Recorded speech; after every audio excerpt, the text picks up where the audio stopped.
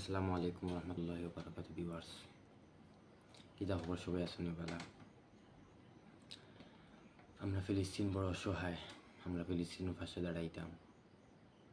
যদি আজকে আমরা ফিলিস্তিনের পাশে না দাঁড়াই, যা কাল কিয়ামতের দিন ফিলিস্তিনের মজলুম মুসলমান হলে আমরা লাগে আল্লাহর কাছে নালিশ দিবা আর কইবা আমরা একাই যুদ্ধ করছি ইহুদিদের বিরুদ্ধে, আর সারা পৃথিবীর মুসলমান হল ফিরি ফিরি চাইছে, তারা দেখছে, উবাই উবাই দেখছে। আর আগামী 12 এপ্রিল রোজ শনিবার ঢাকার বাংলাদেশের রাজধানী ঢাকায় বিশাল সমাবেশ আছে, ফিলিস্তিন কোনো সমাবেশ আছে, মিছিল আছে। আপনারা সবাই থাকবা, আমিও থাকবো ইনশাল্লাহ।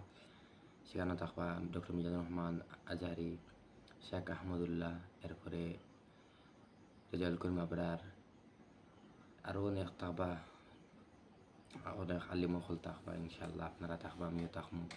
আসলে আমরা সবাই ফিলিস্তিনের পাশে দাঁড়িয়ে ফিলিস্তিনের জন্য দোয়া করি। আল্লাহ পাক রব্বুল আলামিন আমাদের ফিলিস্তিনের উপর রহম দান করুকা, ফিলিস্তিনের উপর রহমত দান করুকা।